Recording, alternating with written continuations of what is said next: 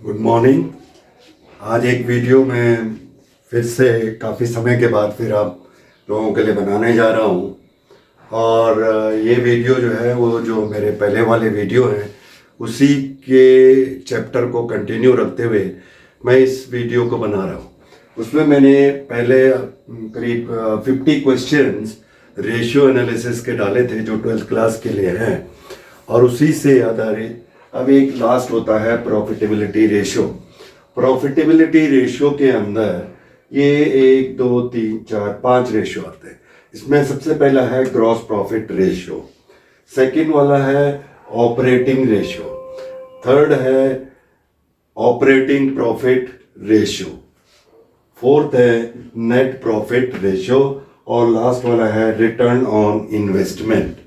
ये 5 ratio profitability के अंदर आते हैं। प्रॉफिटेबिलिटी रेशियो के अंदर मोस्टली 12th क्लास में एक क्वेश्चन जो होता है बोर्ड में ये रेशियो का आता है, इसलिए मैंने सोचा कि ये चैप्टर जो है आप लोगों के लिए अपलोड करूं। और जो इससे पहले के जो 3 टाइप के जो रेशियो थे वो आप लोगों के लिए मैंने बनाया है, वो मेरे प्रीवियस वीडियो में आप लोग देख सकते हैं। इसमें अब इसका सबसे पहले जो है gross profit ratio. Gross profit आप लोग जानते हैं कि ग्रॉस प्रॉफिट होता क्या है। ग्रॉस प्रॉफिट होता है, जब आप लोग को याद होगा कि ट्रेडिंग अकाउंट जब बनाते थे तो ट्रेडिंग अकाउंट में पहले परचेज होता था, ओपनिंग स्टॉक, फिर परचेज, और परचेज में से माइनस जो है क्लोजिंग स्टॉक, और तब आपका कॉस्ट ऑफ गुड्स निकल आता था। Opening stock plus purchase plus minus opening stock, तो आपको ये पता चल जाता था कि कितना स्टॉक आपने यूज किया, और उसमें से सेल में से इसको माइनस कर लेते थे तो ग्रॉस प्रॉफिट निकल आता था।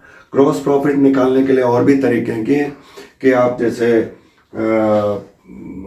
11th क्लास में देखा होगा, पहले ओपनिंग स्टॉक, फिर परचेज, उसमें से माइनस परचेज रिटर्न, फिर डायरेक्ट एक्सपेंस वो होते हैं जो परचेज से रिलेटेड होते हैं, और इस साइड हम लिखते थे केवल सेल, और सेल में से अगर कहीं रिटर्न है तो उसको माइनस कर लेते थे, और नेट सेल निकल आती थी, और क्लोजिंग स्टॉक निकल आता था। इन दोनों के टोटल का जो डिफरेंस होता था या तो वो ग्रॉस प्रॉफिट होता था या ग्रॉस लॉस होता था। ओके, ये आप लोगों को पहले 11th क्लास में पता होगा, लेकिन अभी हमको देखना है खाली gross profit ratio. Gross profit ratio का फॉर्मूला है gross profit into 100 divided by revenue from operation. Revenue from operation का मतलब होता है नेट सेल। नेट सेल का मतलब होता है सेल माइनस रिटर्न, जो हम सेल वापस करते हैं, या रिटर्न इनवर्ड, एंड उसमें क्रेडिट सेल हो या कैश सेल हो, दोनों ऐड कर लेते हैं। तो इसका फॉर्मूला है gross profit into 100 upon revenue from operation. Second वाला है ऑपरेटिंग रेशियो। ऑपरेटिंग रेशियो में है cost of revenue from operation. Cost of revenue from operation मतलब कि हमारा जो ऑपरेटिंग है या साल भर में जो है हमने कितना कॉस्ट उस पर खर्च किया है, plus operating expense minus operating income. Cost of operating ratio में यह है, ऑपरेटिंग एक्सपेंस में होते हैं revenue expense from employees benefit, revenue expenses, employees benefit, depreciation, other expenses, office and administrative expenses, selling expenses, distribution expenses, and discount and bad debts। ये सब operating expenses है।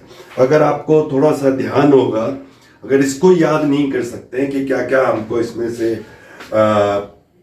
Add करना है, तो सिंपल अपने दिमाग में आपको जो 11th क्लास का जो फाइनल अकाउंट है, ट्रेडर्स फाइनल अकाउंट, उसमें जो आप प्रॉफिट एंड लॉस अकाउंट बनाते थे, उसके अंदर जो आप प्रॉफिट एंड लॉस अकाउंट में जो डेबिट साइड में लिखते थे, पहले तो एक पूरा एडमिनिस्ट्रेटिव एक्सपेंसेस होते थे, उसमें फिर सेलिंग एक्सपेंसेस होते थे, फिर लॉसेस होते थे। ये सब चीज़ें उसके अंदर आते हैं, जैसे सैलरी है और रेंट है, इलेक्ट्रिसिटी है, वाटर है, लीगल चार्जेस हैं, और डेप्रिसिएशन के अंदर आता था डेप्रिसिएशन ऑफ बिल्डिंग, फर्नीचर, कोई भी चीज़ डेप्रिशिएट हो रही। और सेलिंग एंड डिस्ट्रीब्यूशन एक्सपेंस के अंदर होता था कि selling expenses, distribution expenses, carriage outward और डिलीवरी वैन एक्सपेंसेस, ये सब आपके ऑपरेटिंग एक्सपेंसेस में आते हैं। तो revenue from operation plus operating expense minus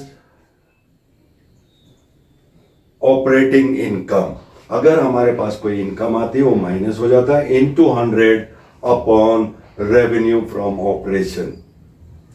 ये हो गया operating ratio. And third one है ऑपरेटिंग प्रॉफिट रेशियो।